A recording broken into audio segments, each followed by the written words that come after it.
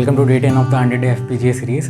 In this video we are going to do binary to gray code conversion on FPGA. So we'll be basically entering binary and we'll be getting gray code on the LEDs. Okay, this is what we are going to do. So starting off, let's first understand what the conversion looks like.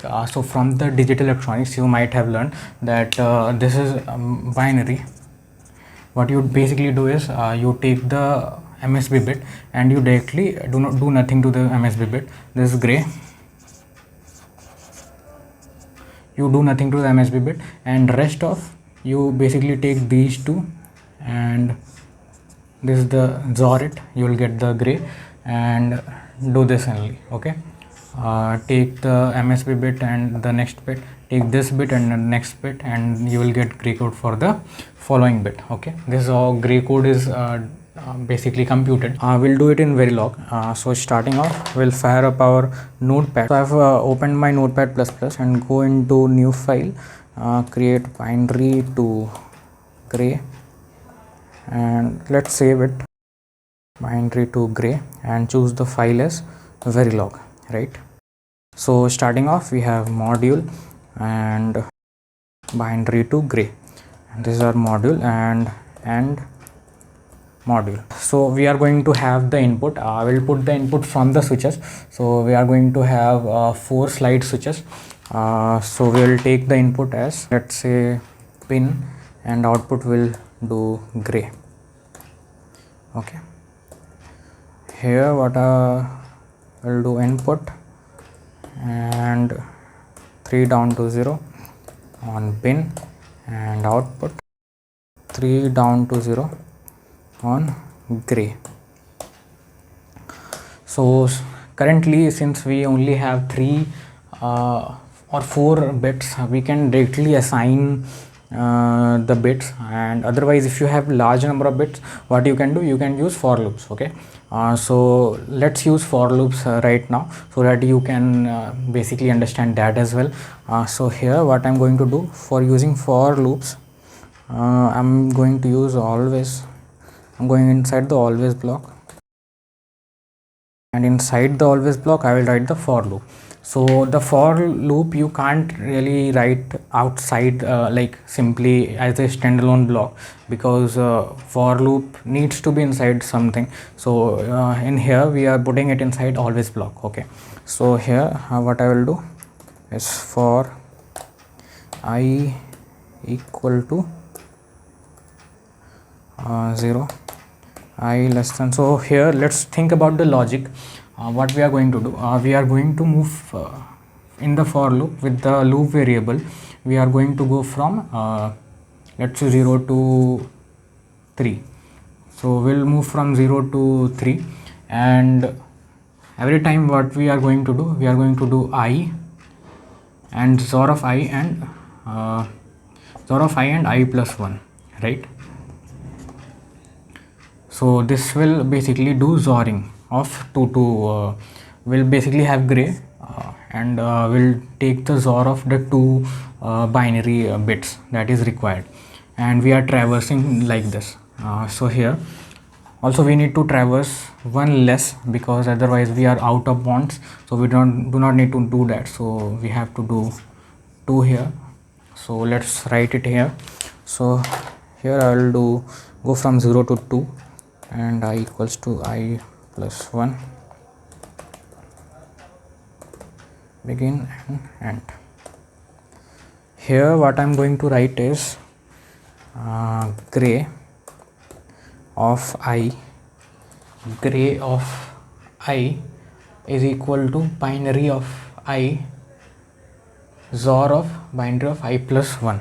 So binary of I XOR of binary of I plus 1.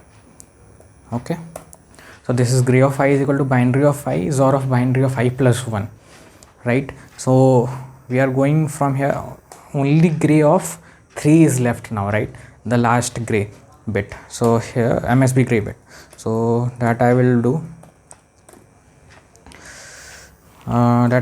outside of the for loop. So gray of 3 is equal to binary of 3, because binary's MSB bit is same as gray's MSB bit, right? So that is why we are doing it here. And since we are inside the always block, the output has to be, this gray has to be reg. Okay, so this is done. Now I'm going to create a Vivado project and paste this code into there, and let's see what happens. Okay, so I'm going to paste the code here. I'm going to create a project first, so let's create a project. I'm going to select Nexus. Here I'll create the design source, and basically we can add the file binary to gray.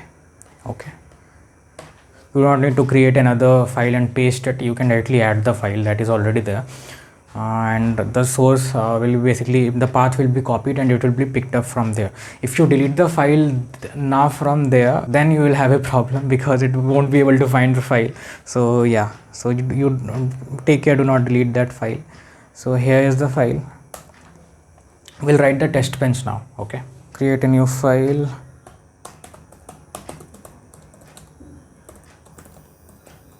binary to gray, and here I'm going to do module. Let's first save it, tp gray, and check the Verilog module tb underscore bin to gray, and a test bench does not have an input and output, right? Next here we need to instantiate the DUT. So we'll take the DUT, we'll instantiate it, right? So here DUT, and have the signals connected. What are the signals? The output signal was gray and the input signal was bin, and they both were 4 bits. So I'm going to write that. Order doesn't matter when you put the dot operator, right? So here we have this, and now I'm going to do initial, begin, end. Here I'm going to change the inputs and observe the output. So I'll change the input. So I've written the test bench, and I'll include this test bench into the Vivado. So go into Vivado and add simulation sources, add files, and tb binary to gray, finish. So the test bench is now added here. So now run the simulation. Here you will find okay, so I've changed the radix. Let me change the radix again to binary. Okay, so this is the gray equivalent of the binary that we have. So here, as you can see, going from any one number to the next number only requires flipping 1 bit, right? This is the speciality of the gray code. So this is how we have created the gray code. You can verify this on your own as well. And here you can see we have successfully generated the gray code. We have tested for 8 inputs actually.